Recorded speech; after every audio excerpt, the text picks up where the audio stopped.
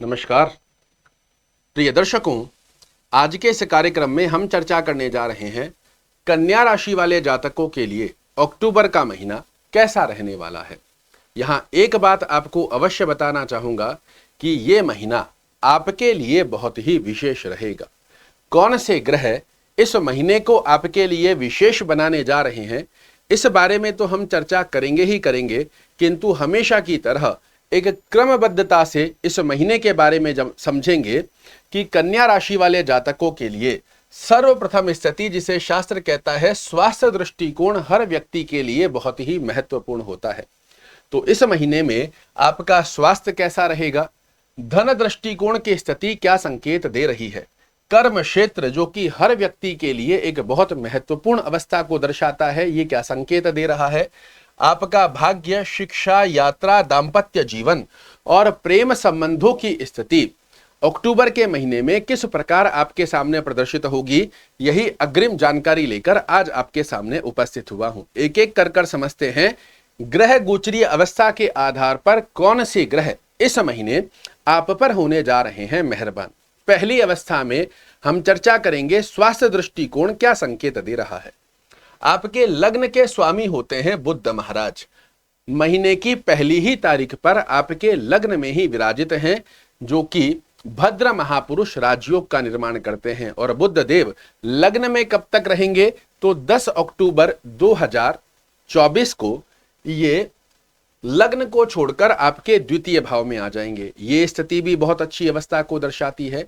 तो पहला संकेत आपके लिए जो बनता है, इस महीने आपका स्वास्थ्य दृष्टिकोण बहुत ही अच्छा पुष्ट रहने वाला है। इवन यदि पिछले समय में आपके स्वास्थ्य में कोई उतार चढ़ाव देखने को मिला भी है, तो अक्टूबर के महीने में यह अवस्था बेहद सुंदर स्वरूप में आपके लिए कार्य करती हुई पाई जाएगी। और ना सिर्फ स्वास्थ्य दृष्टिकोण आपका अच्छा होगा, आपके व्यक्तित्व की स्थितियां बड़ी सुंदर स्वरूप में आपके सामने प्रदर्शित होगी।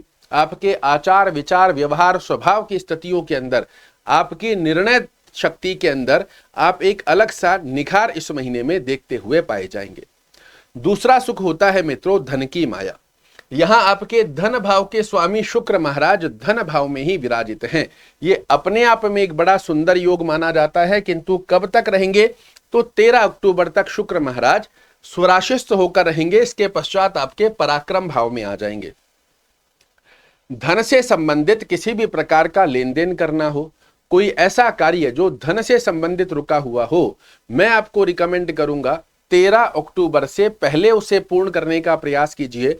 हालांकि 13 अक्टूबर के बाद भी धन से संबंधित इस महीने में आपके कार्य अवश्य रूप से पूर्ण होंगे, किंतु उसके अंदर थोड़े से एक्स्ट्रा एफर्ट्स और थोड़ा एक्स्ट्रा समय आपका लग जाएगा। ऐसे में आपके लिए सलाह यही है कि 13 अक्टूबर से पहले धन से संबंधित कार्यों को अपने पक्ष में लाने का प्रयास कीजिएगा। बात करें यदि कर्म क्षेत्र की स्थिति क्या संकेत दे रही है, तो ये आपका कर्म भाव होता है। और कर्म भाव के स्वामी कौन है, बुध महाराज। 10 अक्टूबर तक ही आपके लग्न में रहेंगे, उसके पश्चात धन भाव में जा रहे हैं। बेहद सुंदर अवस्था इसे माना जाएगा आपके लिए।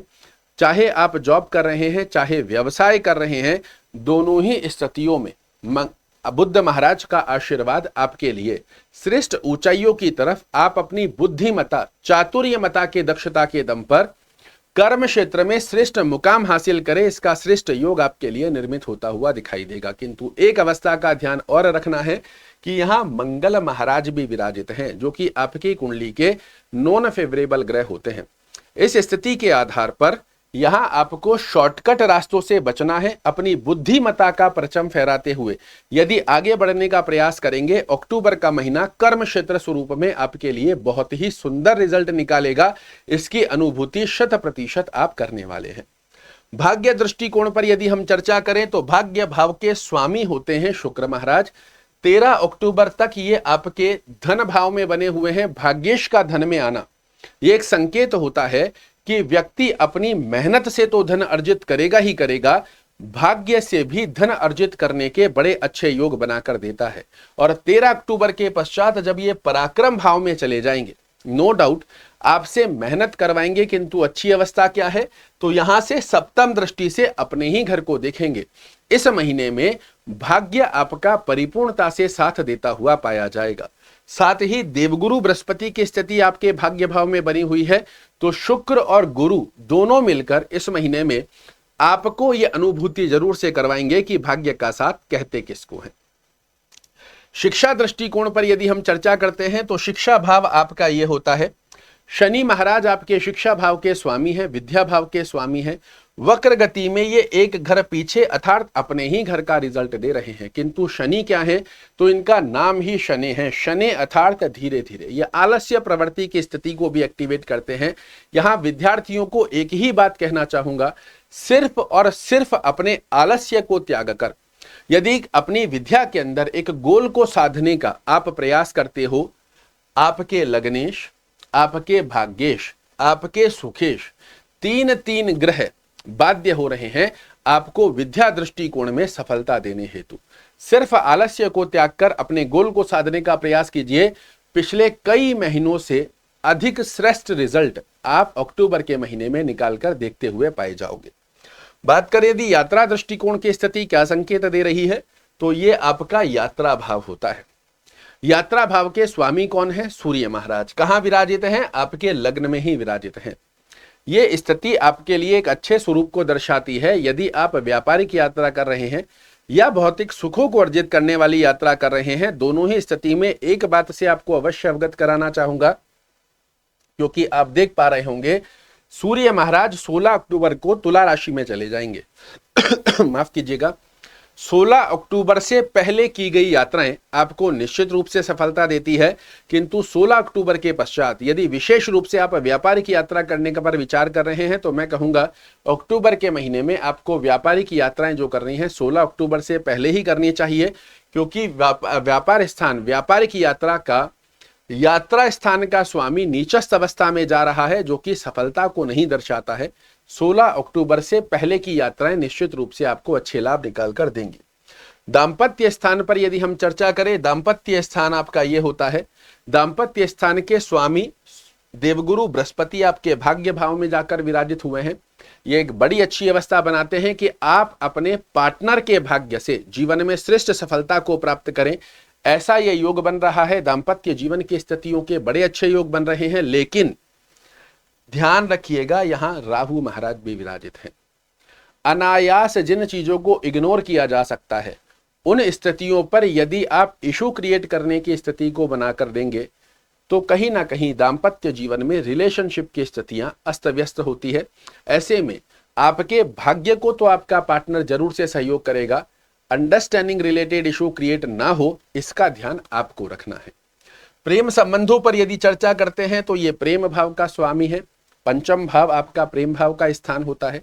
शनि महाराज वक्र गति में बने हुए हैं। ये एक सामान्य गतिविधि में जितने भी लोग रिलेशनशिप में बने हुए हैं उनके लिए एक अच्छी अवस्था बनाकर देता है। शुभ रंग, शुभ अंक और शुभ दिवस, साथ ही वो कौन से 3 ग्रह हैं जो इस महीने में देने जा रहे हैं आपको बहुत बड़ा लाभ। तो पहले 3 ग्रहों के बारे में चर्चा करते हैं। बुध महाराज, शुक्र देव और साथ में ही देवगुरु बृहस्पति का इस महीने में आपके लिए बड़ा ही अच्छा शुभत्व लाभ देखने को मिलेगा। शुभ रंग की यदि हम चर्चा करें तो इस महीने में सफेद रंग, हरा रंग, पीला केसरिया रंग जितना ज्यादा खाना पहनना आसपास के वातावरण में आप प्रयोजन में लाते हैं, ये सकारात्मक ऑरा आपके लिए क्रिएट करता हुआ पाया जाएगा।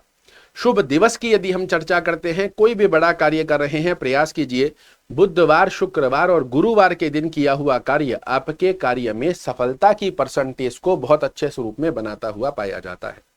शुभ अंक की यदि हम चर्चा करें तो 2, 3, 6, 7 और 9, इनको सिंगल डिजिट में या टोटल के मूलांक में किसी भी प्रकार से आप प्रयोजन में लाते हो, ये नंबर अक्टूबर के महीने में बन जाते हैं आपके लिए लकी चार्म। ब्रह्म की के बारे में चर्चा करते हैं तो इस महीने अपने लग्नेश की स्थिति को मजबूत कीजिए। जितना ज्यादा बुध महाराज की अवस्था को मजबूती दी जाएगी, उतना इस महीने में आपको श्रेष्ठ सफलता प्राप्त होती है।